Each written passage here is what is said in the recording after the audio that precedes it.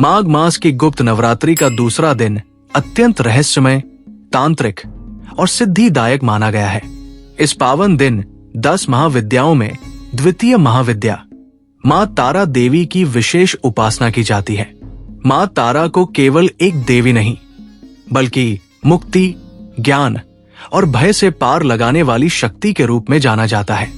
मां तारा को प्राय शमशान की देवी कहा जाता है, किंतु ये नाम उनके भयावह स्वरूप के कारण नहीं, बल्कि इस कारण पड़ा कि वे मृत्यु के भय से पार ले जाने वाली, संसार सागर से उद्धार करने वाली देवी है। तारा शब्द का अर्थ ही होता है तारने वाली। मां तारा मां काली का ही दूसरा स्वरूप मानी जाती है। उनका वर्ण नील या श्याम होता है। वे अपने गले में नरमुंडों की माला धारण करती है और हाथों में खड्ग, नरमुंड, वाण तथा अभय मुद्रा लिए रहती है। उनकी जिह्वा बाहर निकली हुई होती है, जो उनके उग्र और रौद्र स्वरूप का परिचायक है। यद्यपि उनका स्वरूप भयंकर प्रतीत होता है, परंतु वे अपने भक्तों के लिए करुणामयी, रक्षक और मोक्ष प्रदान करने वाली माता है। तंत्र शास्त्र में मां तारा को महासिद्धि दात्री देवी माना गया है। उनकी साधना से भय, दरिद्रता, बाधा, शत्रु और अज्ञान नष्ट हो जाते हैं। केवल हिंदू धर्म ही नहीं, बल्कि बौद्ध धर्म में भी मां तारा की अत्यंत महत्ता है। मान्यता है कि स्वयं भगवान बुद्ध ने मां तारा की आराधना की थी। बौद्ध परंपरा में मां तारा को करुणा और ज्ञान की देवी माना जाता है।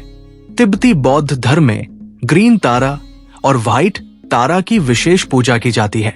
पौराणिक कथाओं के अनुसार महर्षि वशिष्ठ ने भी पूर्णता और सिद्धि प्राप्त करने के लिए मां तारा की कठोर साधना की थी। कहा जाता है कि मां तारा की कृपा से ही वशिष्ठ को दिव्य ज्ञान और सिद्ध शक्तियां प्राप्त हुई। शास्त्रों में मां तारा के 3 प्रमुख स्वरूप बताए गए हैं। उग्र तारा शत्रुनाश और तांत्रिक सिद्धियों के लिए, एक जटा ध्यान, एकाग्रता और आंतरिक शक्ति के लिए, नील सरस्वती ज्ञान, वाणी और विद्या के लिए मां तारा की उत्पत्ति से जुड़ी अनेक कथाएं प्रचलित हैं।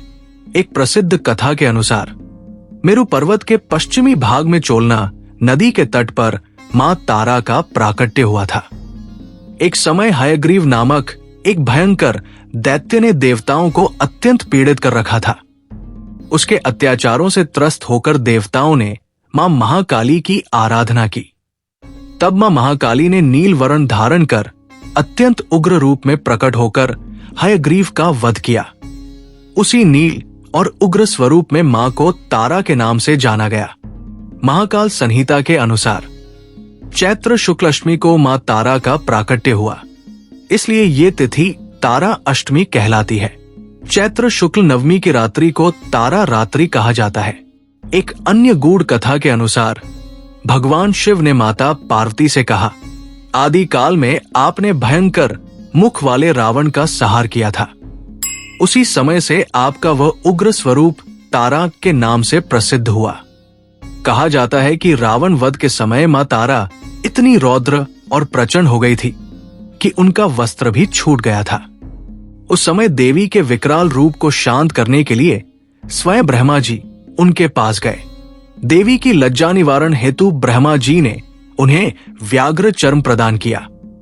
इसी रूप में देवी लंबोदरी नाम से भी प्रसिद्ध हुई। तारा रहस्य तंत्र में एक अत्यंत रहस्यमयी तथ्य बताया गया है। इसके अनुसार भगवान राम केवल निमित्त मात्र थे।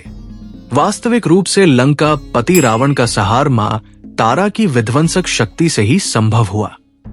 राम के बाणों में जो अद्भुत शक्ति थी, वो मां तारा की ही कृपा और ऊर्जा थी। गुप्त नवरात्रि के दूसरे दिन मां तारा की पूजा करने से सभी भय और संकट दूर होते हैं, तंत्र बाधाएं समाप्त होती है, साधक को ज्ञान, सिद्धि और मोक्ष की प्राप्ति होती है। जीवन में अदृश्य सुरक्षा कवच बनता है। मां तारा केवल उग्र देवी नहीं, बल्कि अज्ञान के अंधकार से प्रकाश की ओर ले जाने वाली, मृत्यु से पार कराने वाली और मोक्ष प्रदान करने वाली महाशक्ति है। गुप्त नवरात्रि का दूसरा दिन उनकी आराधना के लिए अत्यंत शुभ और फलदायी माना गया है।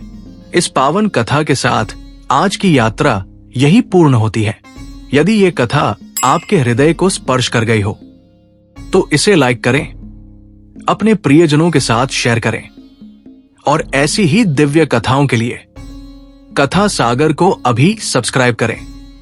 भक्ति, ज्ञान और आस्था की इस धारा में हम फिर मिलेंगे एक नई कथा के साथ। जय माता दी। हर हर महादेव।